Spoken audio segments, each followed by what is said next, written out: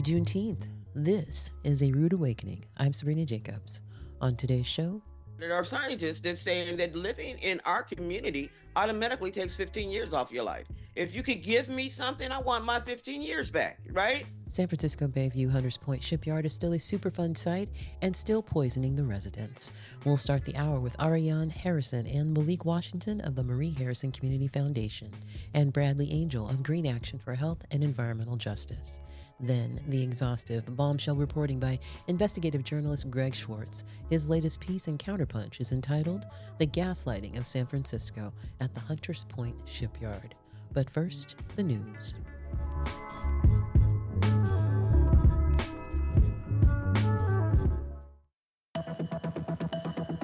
The Public News Service Daily Newscast, June the 19th, 2026. I'm Mike Clifford.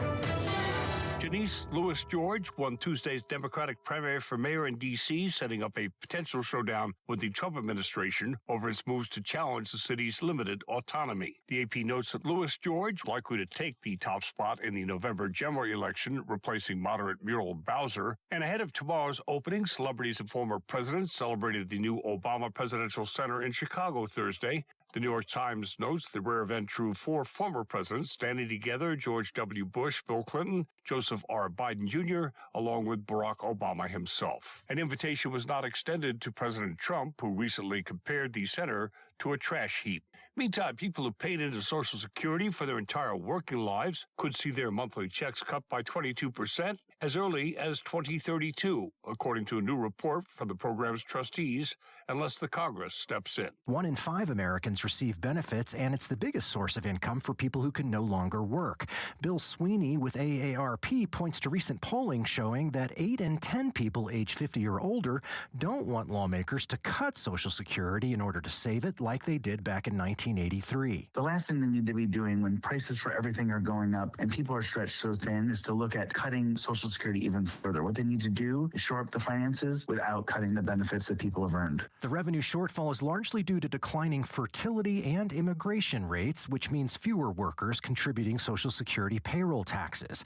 But the program is far from doomed. According to the Center on Economic and Policy Research, the shortfall is less than half the cost of increased military spending called for in the Trump administration's 2027 budget.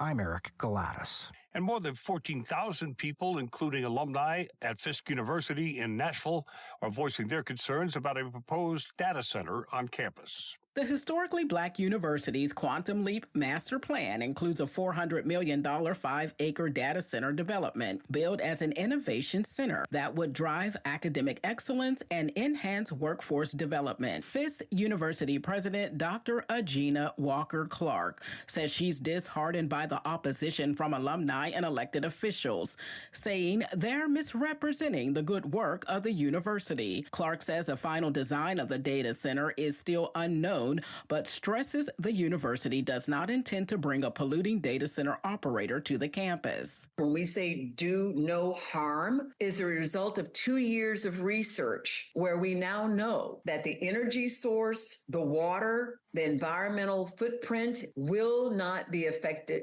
and impact negatively anywhere within this community or anywhere else. Danielle Smith reporting. This is Public News Service. Advocates in New York and nationwide are rallying for a better North American trade deal. Our Edwin J. Vieira reports as part of their Days of Solidarity campaign, they are hosting events in border states like Buffalo and calling for certain changes to the U.S.-Mexico-Canada agreement, which is up for review on July 1st. Jesse Lenny with the New York Trade Justice Coalition outlines what the USMCA should do to improve trade. The trade agreements, trade should benefit all communities, and it should lift wages and lift and protect workers' rights, protect safety in the workplace, protect the communities and the environment that we all depend on, and it just hasn't done that. He and other advocates want the deal to prioritize everyday people over corporations and doesn't want it to pit working people from the three countries against each other. President Donald Trump has long chided the USMCA despite negotiating it and says he's not interested in renewing it. An Economic Policy Institute report finds the U.S. trade deficit with Canada and Mexico reached $263 billion in 2025, up from $125 billion in 2020. While some believe the USMCA has deficiencies, Lenny and others still see it as a step above the North American Free Trade Agreement. Bureau of Labor Statistics data finds New York lost around 392,000 manufacturing jobs while NAFTA was in effect. He says Rust Belt cities like those in Western New York saw the biggest impact. It really carved out the foundation of the American working class. And that fear of offshoring, the artificial seeking of low wages, bad environmental policies, and no safety protections has also struck fear even in industries that can't be offshored. Under NAFTA, the U.S. lost more than 4.5 million jobs. And some of America's top colleges are working to increase their enrollment of students from rural areas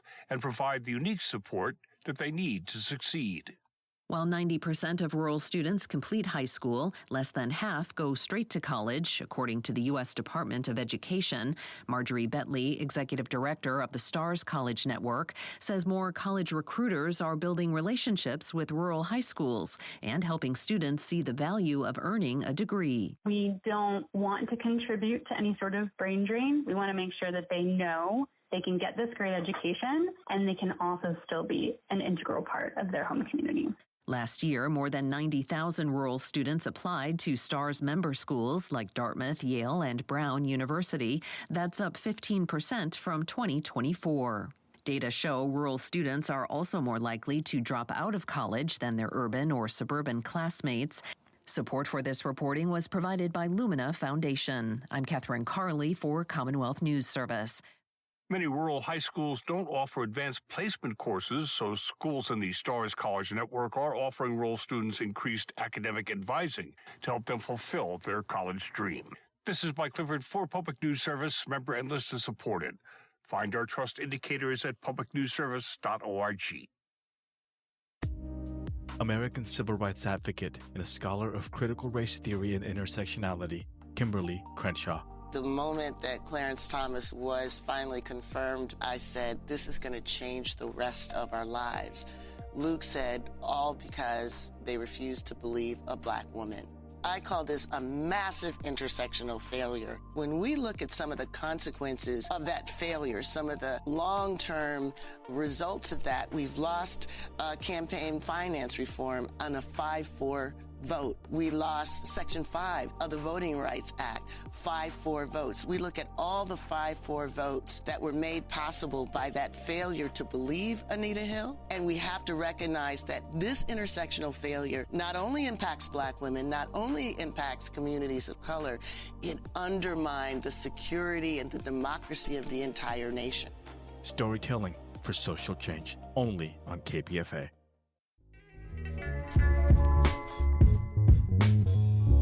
Welcome back. We are back. This is A Rude Awakening. I'm Sabrina Jacobs. On the 24th of June at noon, there will be a rally at San Francisco City Hall in support of a call to action by the Marie Harris Community Foundation and Green Action for Health and Environmental Justice. And this rally is backed by many other community, environmental justice, climate, and social justice groups. They're all going to be coming together, converging on San Francisco City Hall on the 24th at noon. Here to talk about it, we have Ms. Ariane Harrison, and she is the executive director and founder of Marie Harrison Community Foundation. She's also a member of Green Action for Health and Environmental Justice. And we also have Mr. Malik Washington. He's a journalist and coordinator for the Marie Harris Community Foundation. And back again, Bradley Angel, Green Action for Health and Environmental Justice. You are the director. Hello, Bradley Angel. Hello, Ariane Harrison. And hello, Mr. Malik Washington. Welcome to A Rude Awakening. Thanks for having us. Okay. Yes, thank you for having us. Yeah, thank you. We're happy to be here. Absolutely. I am absolutely honored to have you. So who's going to start first? Bradley, let's go ahead and have you lay the foundation of what this rally is about and what Green Action for Health and Environmental Justice are going to be doing.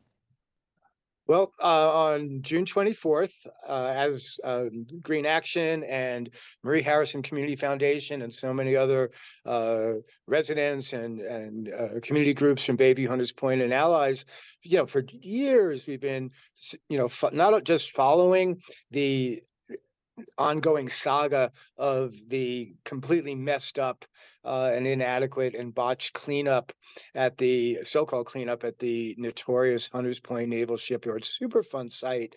But we are once again coming together because the situation is once again calling for a strong community response. It was a few weeks ago that the U.S. Navy revealed, a month after they discovered radiological radionuclides and toxic waste in a cabinet and boxes that they claim they didn't know about, that they blame their contractor, but it's their contractor, and they said, oh, it had nothing to do with their supposedly wonderful cleanup of the radioactive and toxic waste at the shipyard, and this is just the latest toxic and radioactive scandal at the shipyard. That's, they were put on the federal Superfund list, meaning one of the most contaminated sites in the entire United States of America back in 1989. Think about it, 37 years ago.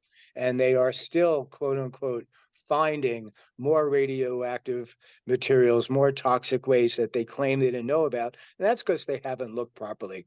And we'll talk more about that. But in a nutshell, coming out of that, Marie Harrison Community Foundation and Green Action, together, we decided it's time for action once again. And we want to reach out to everyone, including the KPFA listening audience, to come together in a mass mobilization on the steps of City Hall in San Francisco on the 24th at high noon.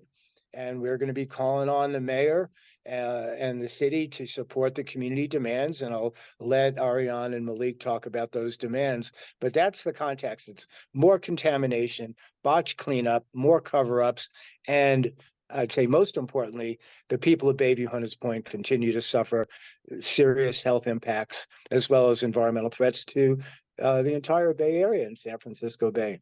No doubt. No doubt. It has been going on for way, way too long. I mean, ever since I started at KPFA, I've been reporting on this, and it's still an issue. We're talking 15 years here, 16 years.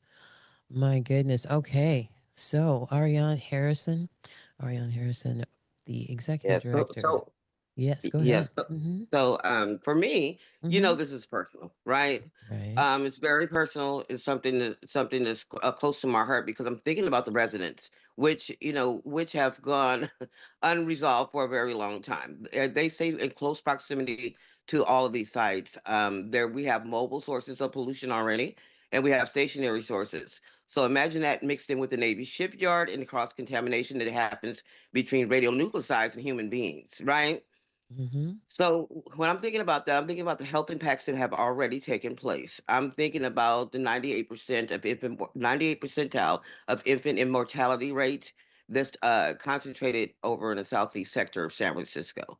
I'm thinking about the 91 percentile of respiratory lung disease and asthma amongst youth and adults that is concentrated over the southeast sector of San Francisco. And that's 98% out of the whole city of San Francisco, concentrated over in District 10, which is Bayview Hunters Point.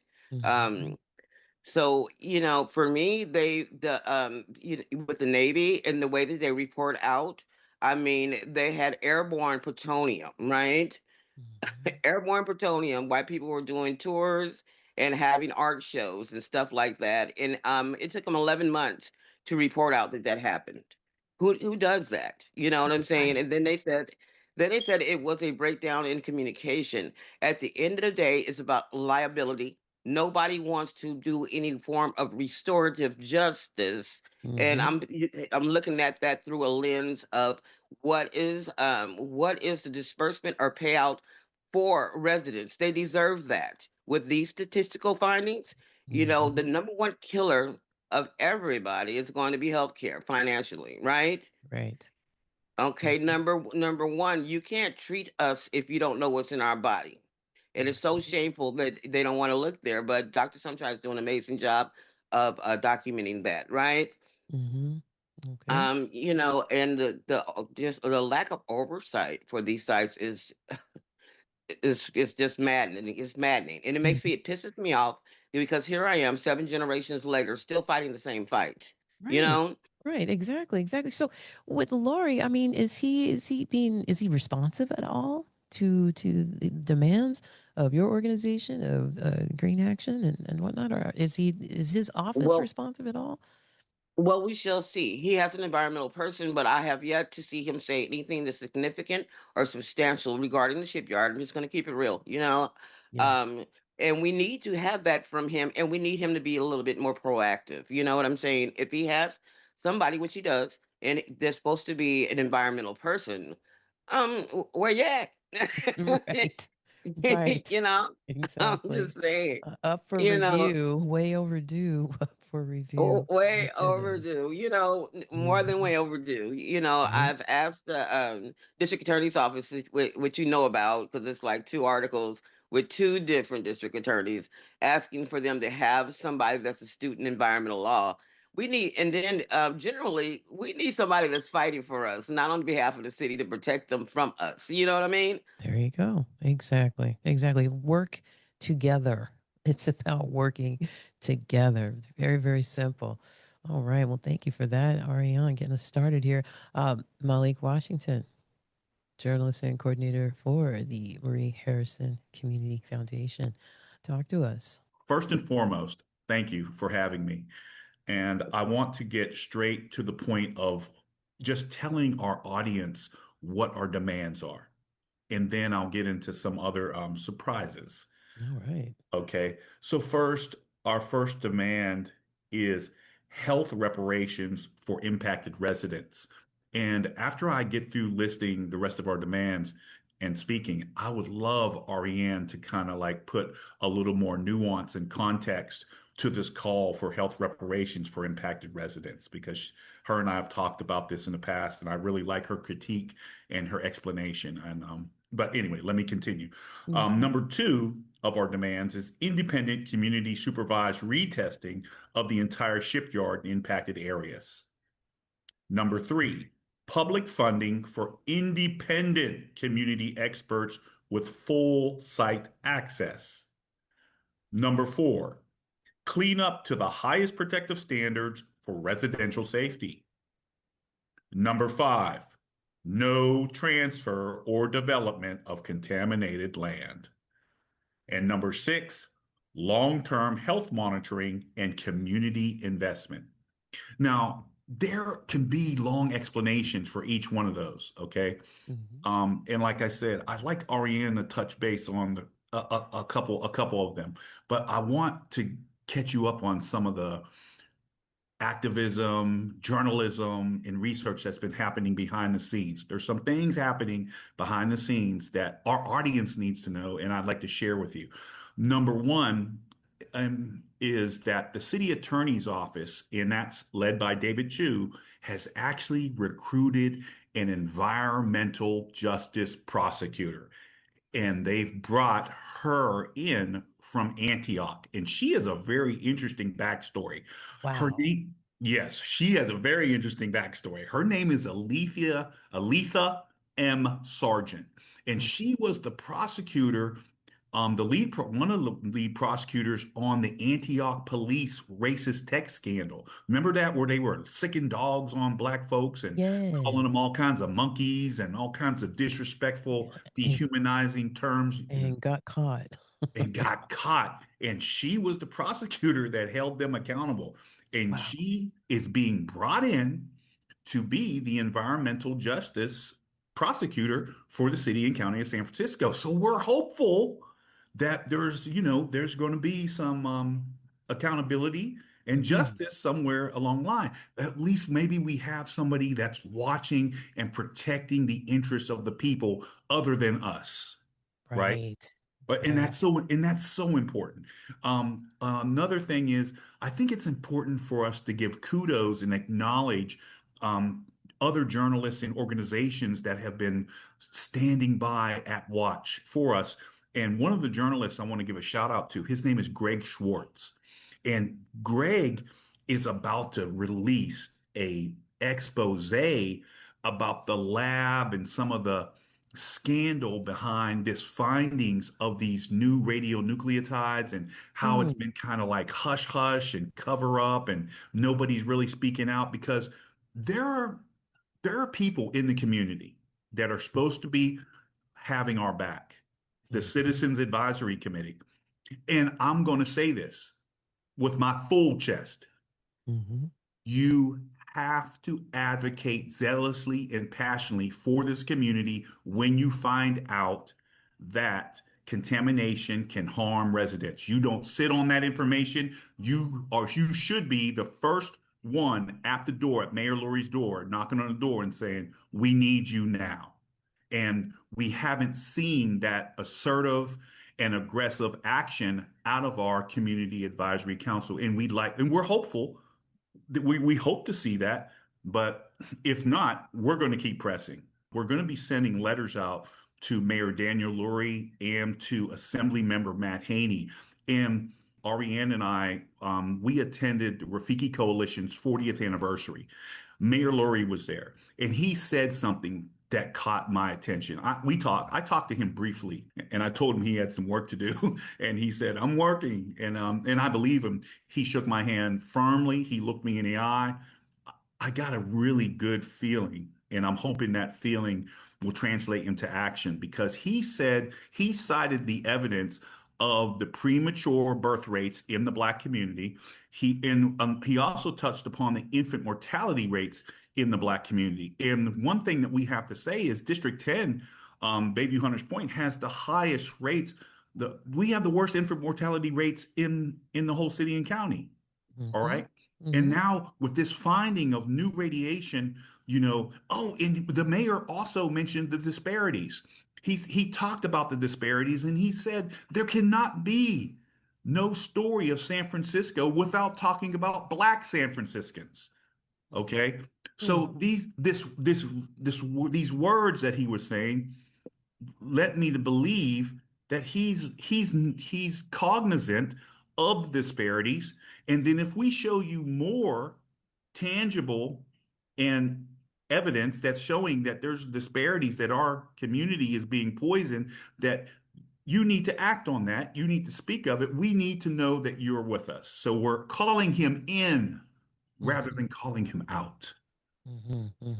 Well, I'm glad you're hopeful, Malik. I'm glad you're hopeful. Some of the best politicians can, shake your hand and look you in the eye. But I'll keep the rest of my opinions to myself. Aria, go ahead. We're hoping, you already know, right? We're hoping Yeah. this time that it's not rhetoric. This is not my first rodeo. I've been here and I've heard the rhetoric all over my life, right? For generations, right? Right. Some of the same viewpoints and rhetoric, and sometimes they, being a good studier, you're going to study what people are talking about, right? So it's more than just getting the language down. It's about action at this point. You know what I'm saying? I'm more interested in the words have to match the action and the intent behind what the rhetoric is. And for me, Sure. it's very personal for me. Like I said, I'm a person that's taken 7 different tests from 7 different labs, and I know that I came up positive for plutonium and uranium exposure in a few traces of radionucleotides in my body, right? Wow. The Navy shipyard, it was my backyard. When I was staying on Will Street up in Middle Point, which is Bayview Hunters Point. Even when I moved down to 730 Enos and remained there for years. And I'm the very last block before you step right into the yard, but that whole place is the Navy shipyard. You know what I mean? Yep.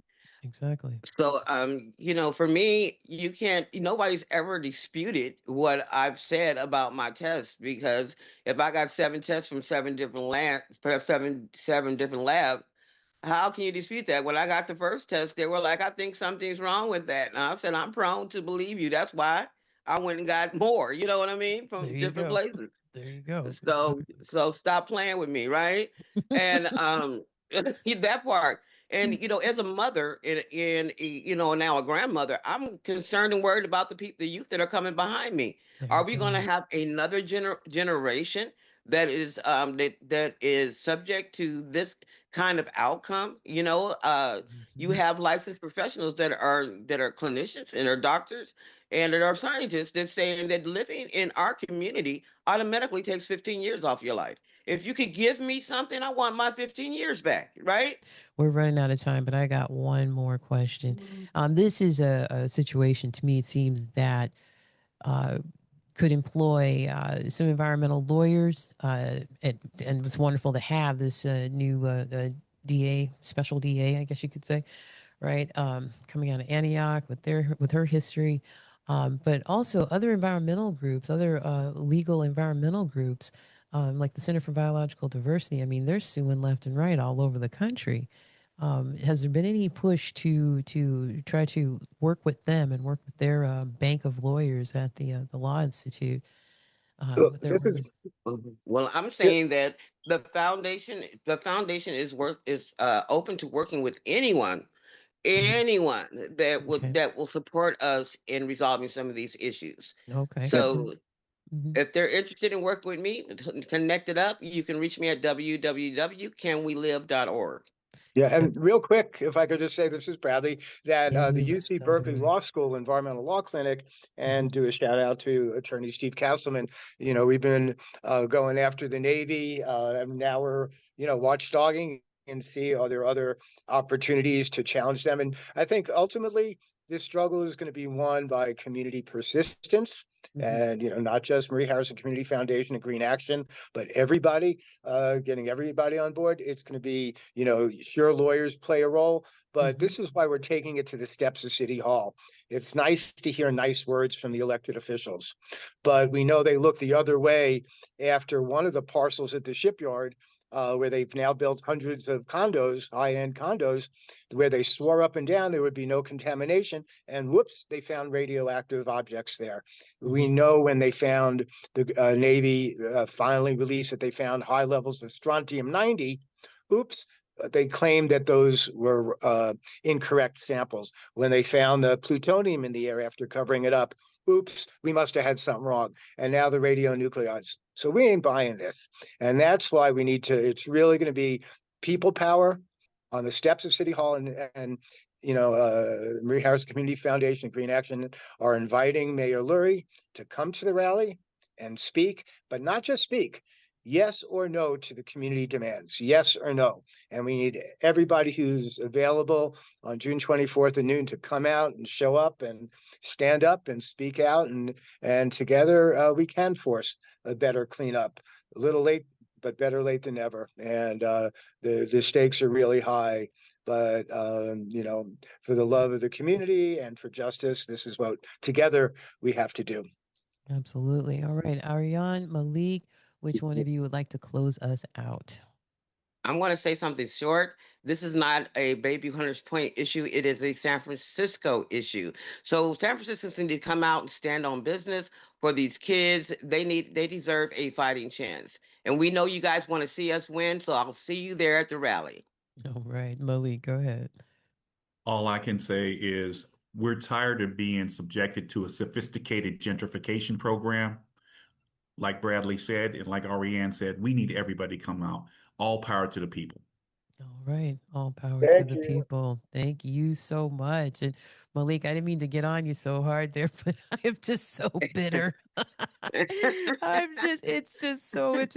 so glad you're Yeah. hopeful. Everybody has their function and yours is to be hopeful. And I appreciate that. I just want to make sure I close out with that because I don't want to sound like a complete and total naysayer, but you know how it is, right?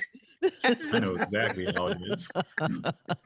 All right, Malik Hey, Washington, journalist and coordinator for the Marie Harrison Community Foundation. Ariane Harrison, and she's the executive director and the founder of the Marie Harrison Community Foundation. She's also a member of Green Action for Health and Environmental Justice, and Bradley Angel, Green Action for Health and Environmental Justice Director. Thank you all for being on A Rude Awakening, the 24th. All the information, all the pertinent links will be on the show description page for A Rude Awakening at kpfa.org. Thank you so much for your time, folks.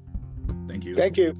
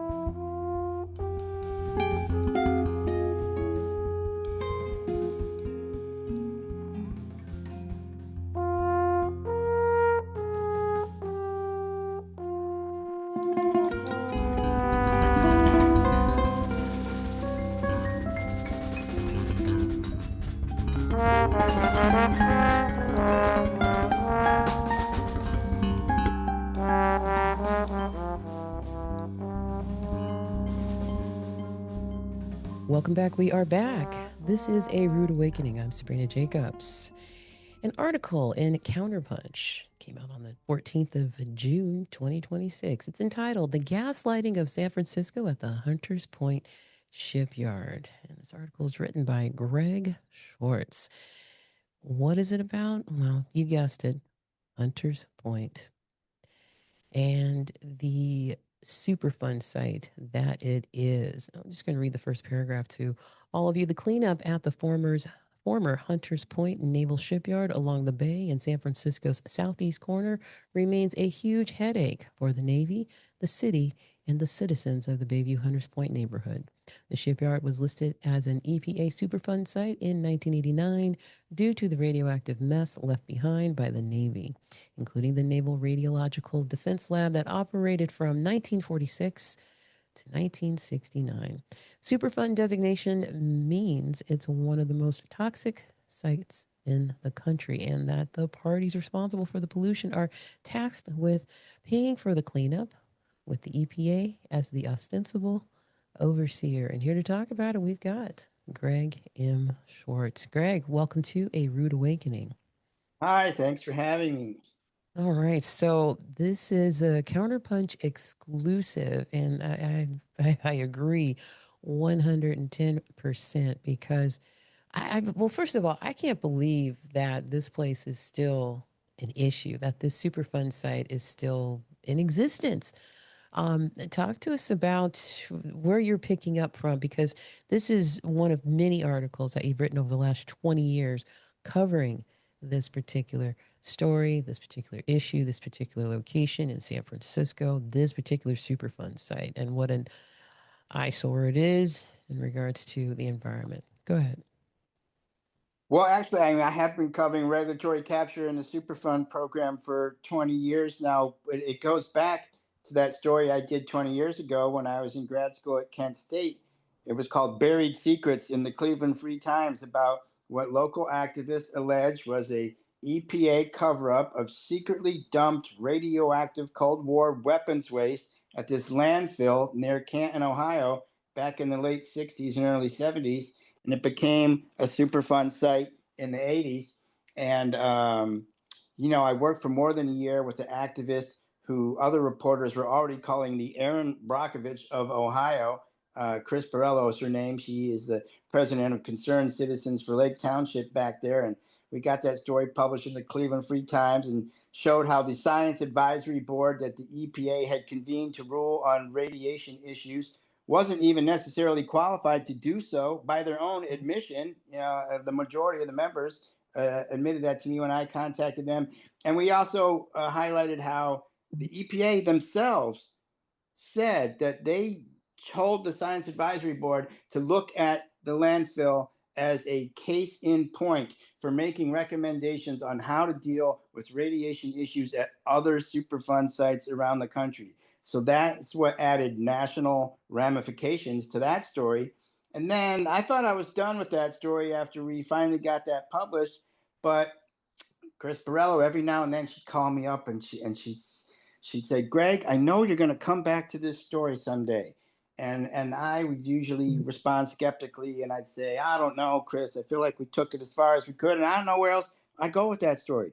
And that went on for more than a decade until one day in 2018, when she dug up a 20-year-old press release from the Project on Government Oversight in DC that was questioning why was the EPA rehiring this contractor named as PRC/Tetra Tech when they'd already been found to have made numerous mistakes in groundwater sampling protocols at the industrial excess landfill site there in Ohio, where they were being rehired. And I'm reading this in the spring of 2018, and a light bulb goes on in my head because I'd been back out here in the Bay Area since 2016, and I'd become familiar with the Tetra Tech scandal at Hunters Point that was in the news a lot. And these mistakes that were listed by Pogo about their work in Ohio in the 90s were very similar to what whistleblowers had reported about Tetra Tech EC at Hunters Point. And that's when I realized that if I went back down the rabbit hole there, I would likely find evidence to indicate that Tetra Tech had been involved in this kind of crooked science and data manipulation before, and that their contrived narrative about the two convicted supervisors being rogue employees was just that, contrived. And so I feel I did find evidence of that.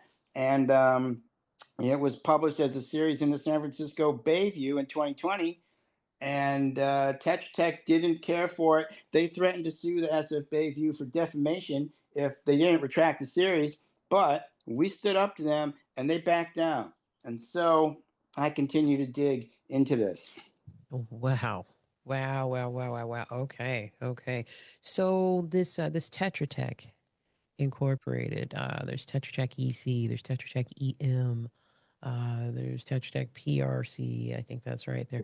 I'm just okay. So Tetra Tech is a subsidiary that the Navy uses, right? Well, Tetra Tech EC was the subsidiary of Tetra Tech Incorporated. That did get busted at Hunters Point for the fraudulent remediation of, replacing radioactive soil samples with clean samples and saying that, it was all good. And so that's why that scandal is why there's still a huge sampling testing program going on to try to get the site in compliance, because they had to go back and they've had to go back and redo most of the testing. Okay, and so let me go ahead and let me go and read this from your article. This is from Greg M. Schwartz. Again, folks, the article is entitled "The Gaslighting of San Francisco at the Hunters Point Shipyard." And we quote him: "Local trust in the Navy has been low ever since the Tetra Tech Echo fraud scandal played out from 2012 to 2018, when two supervisors of a Navy contractor named Tetra Tech EC were convicted and sent to prison for falsifying records in a fraudulent remediation of radioactive soil samples. Tetra Tech Incorporated claimed the convicted supervisors were rogue employees acting on their own, a narrative that the Nuclear Regulatory Commission even supported. Yet, it wasn't the first time that a Tetra Tech subsidiary had been in the middle of a radiological sampling dispute at a controversial Superfund site." All right, Greg, go ahead. Well, the link in that last sentence goes to that press release from 1998, where Pogo is asking, why are you rehiring this contractor when they've already been found to have made these mistakes? And so what it started to look like as I was putting that series together that was published in the San Francisco Bayview is that Tetra Tech is maybe that's the contractor you call when you want a quicker, cheaper corner cutting cover up in lieu of a much costlier, much more time consuming proper cleanup. Now, they didn't like me pointing out that they had another subsidiary involved in similar shenanigans at another radioactive Superfund site years earlier. And but yeah, we stood up to them on the basis of the strength of the reporting in that series, and they did back down.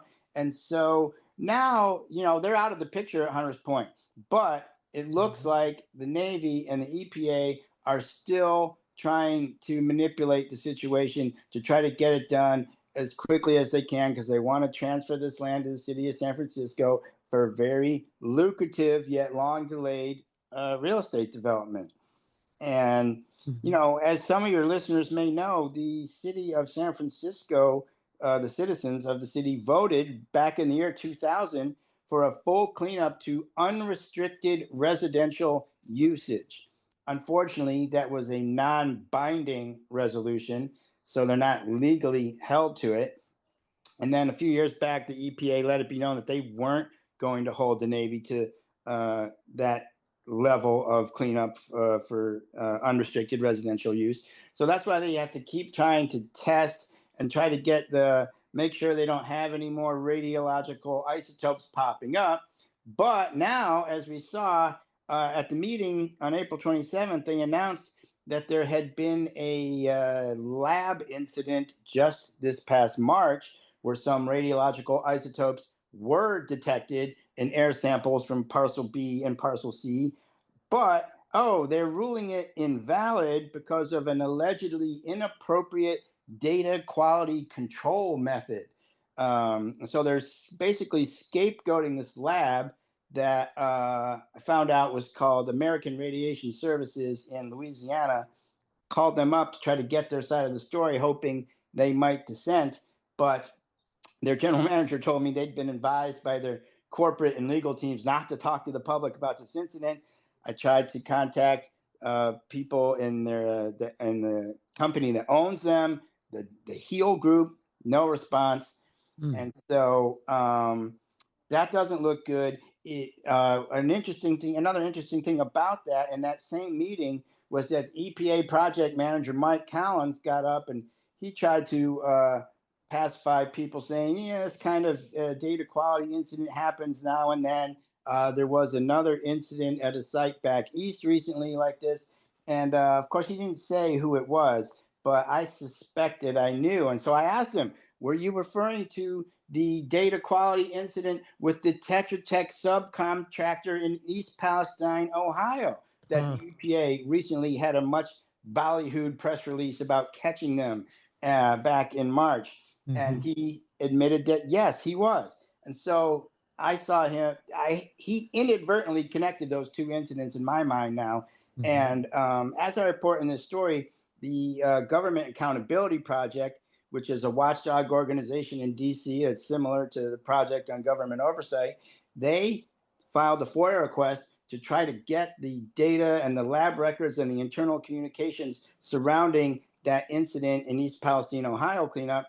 And they've been stonewalled by the EPA, who sent them some redacted pages that basically did not provide much of the information requested.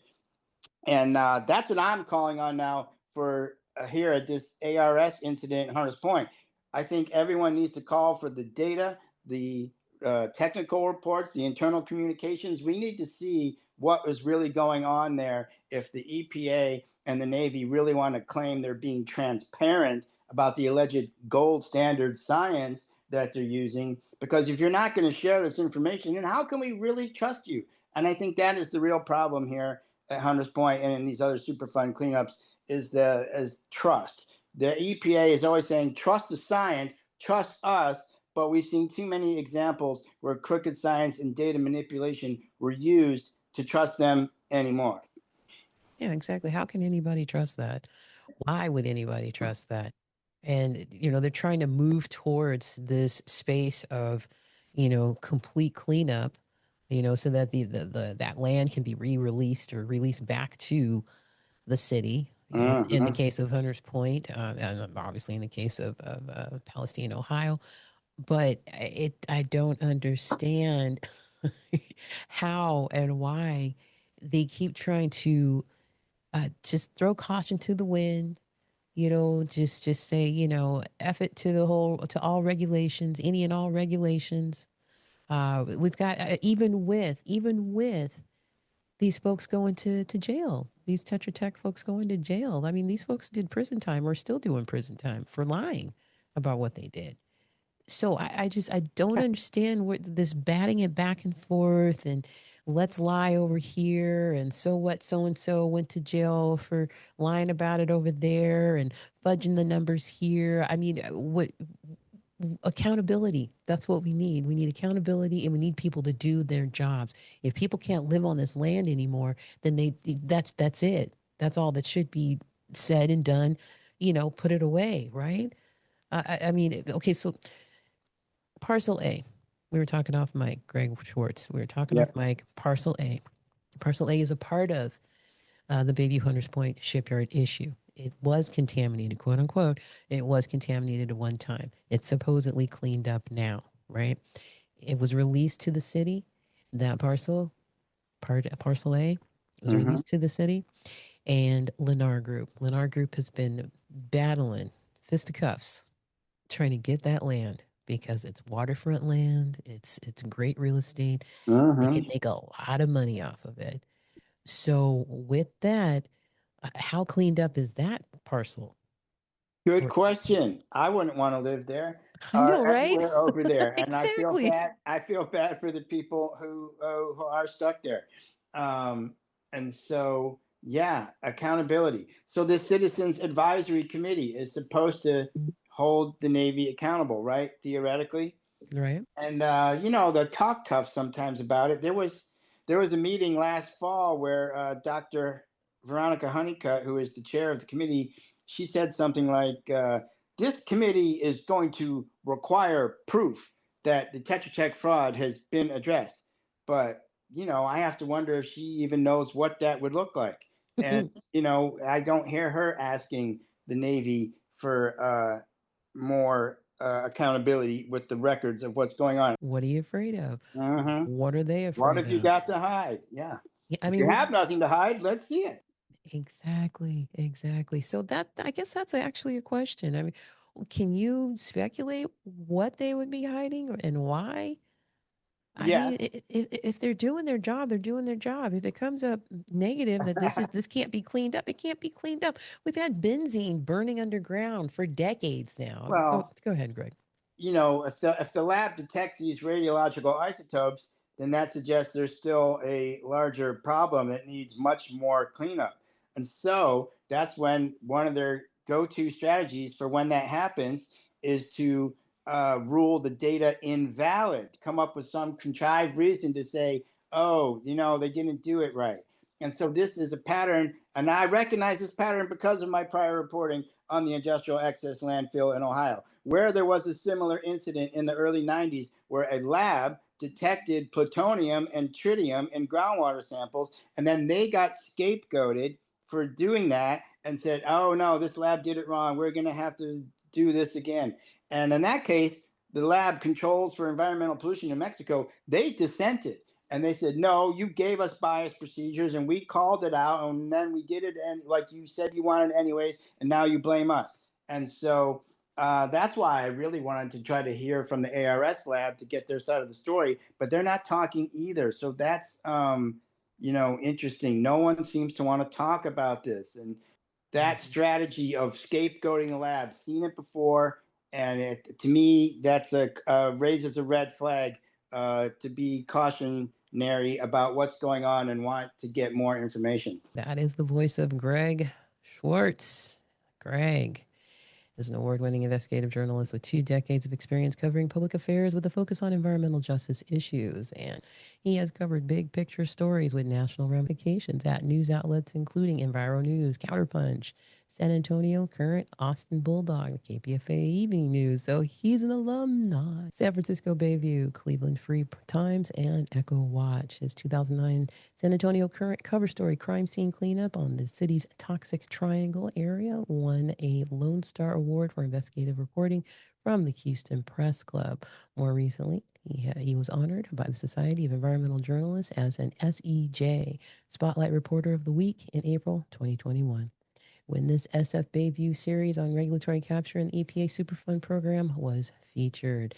All right, Greg M. Schwartz. So, what I've found to be necessary is that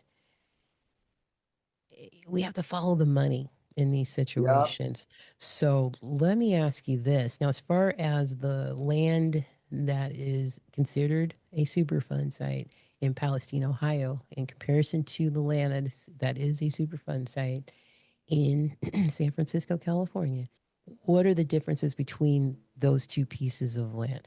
Is Palestine just as pretty as... No. Clarification, no. I don't know that East Palestine has actually been designated as a Superfund site, although it probably should be. It certainly is a toxic mess that they want to sweep under the rug as quickly as possible because of the potential liability for the health problems that the citizens there are suffering. But yeah, that's another wrinkle in this, especially with Tetra Tech being involved again.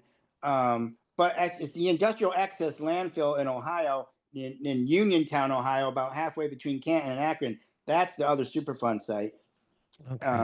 And that's, that's not, that's just, that's that's Northeast Ohio at a landfill, a small town, not a very glamorous place. Unlike Hunters Point, which is right on the bay, of course, and so very potentially lucrative real estate development there. Right, exactly. So, I mean, so with the Ohio spaces, those two, okay, so you're talking about, so Palestine's not at the Superfund site level, but the space that's not too far is considered a Superfund site. That's a landfill.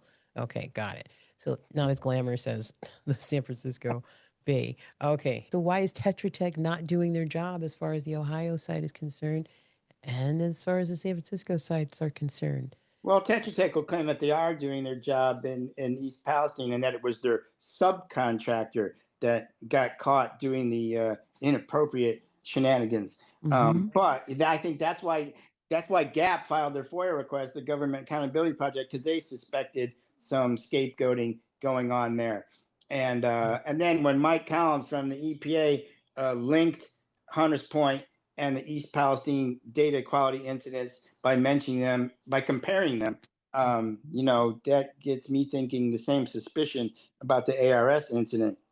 And so, with Hunters Point, it's clear there's this lucrative real estate development in play, and they all want to make that money as soon as they can, if they can hand off the shipyard. At the landfill in Ohio, it's another story where there is really a massive liability and embarrassment for both the EPA and the DOE if it was ever admitted that, yes, we dumped this radioactive Cold War weapons waste there because we didn't know what else to do with it at the time. And we thought it would be, okay. And, well, maybe it is leaking into the watershed. Sorry. But it just comes down to that I believe it's been deemed too big to fail because of the DOE liability and embarrassment for Uncle Sam if we could ever blow the lid off that cover up. My goodness. Okay. Understood. So this push to make this land livable, Bayview Hunters Point, here in our neck of the woods, San Francisco Bay Area. Are they moving right along? It's my understanding. Going really slowly because of all the retesting they have to do. And so we got another parallel between the industrial excess landfill and Hunters Point recently when there was a Department of Justice attorney quoted in that I put in my story. The Green Action has been suing the Navy at Hunters Point for various issues. And in the latest trial in February, the Department of Justice lawyer responded to a question from the judge about why is this retesting taking so long, and the guy from the Department of Justice, he said, well, soil removal is very expensive and resource intensive, and so it's very, very costly. And so, the regulatory agencies have agreed that we should try to test and see if it's clean enough, before we get into that. And, unfortunately, it gets back to that capitalist bottom line. They just don't want to spend the money to do it the right way. So they're going to keep testing to try to get below the maximum contaminant levels of concern. And that issue of resources was, another one in the story at the IEL in Ohio, where the guy from NARAL came out and said, well, testing these samples for longer periods of time is resource intensive. There ought to be a reason to exhaust those resources. And they were trying to claim that there was no reason to suspect that man-made nuclear isotopes would be present at the landfill since it was never designated as a place where you could legally dump such things. But of course, that ignores the illegal dumping that eyewitnesses have said took place. And so that gets into that whole resources thing. People have to start demanding, yeah, well, we want to use the resources to have a proper cleanup to healthy levels. Let's do that. But again, the people with the money have the power, and the people who don't. Well, I beg to differ. I really, truly do. That's the perception. That's what they want us to think. That's the conditioning. That's the hegemony that we're dealing with. Or actually, it's the hegemony that we're dealing with that we're choosing not to deal with anymore. I Right. really, really feel um, with this amazing reporting that you've done, Greg, and everything that you put into all of your investigative reporting over the years, it's culminating. Everything that we're doing within our environments, within our spaces, to try to take over our own lives. Yeah. And have our autonomy, right? I mean, we all are recognizing what's going on with the media right now. We're all recognizing what they're trying to do to us and how they're trying to feed us, this idea, this ideology of being comfortable in these spaces of complete complacency.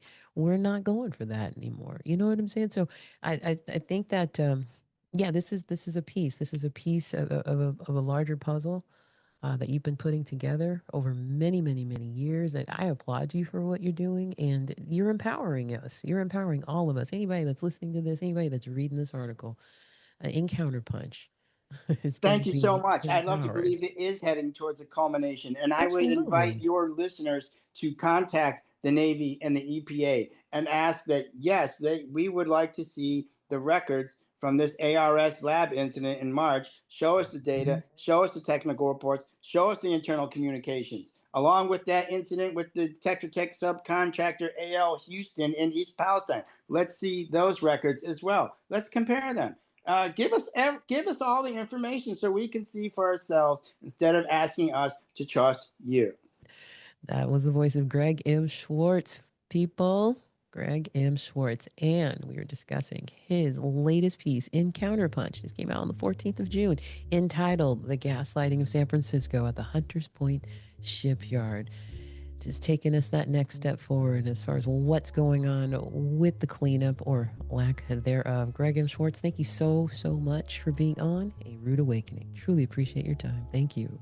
Thanks for having me. Greg Schwartz's piece in Counterpunch will be paywalled until June 21st. All links will be on the show description page for A Rude Awakening at kpfa.org. And that does it for another edition of A Rude Awakening. I'm Sabrina Jacobs. A big thank you to my guests, Ariane Harrison, Malik Washington, Bradley Angel, and Greg M. Schwartz for taking the time. The music on today's show is Indio with Bone. I'll be back next week, same time, same place. Stay tuned for a rebroadcast of Democracy Now! Coming up next. And remember, good people, embrace each other as we embrace the mother of us all. Thank you for listening.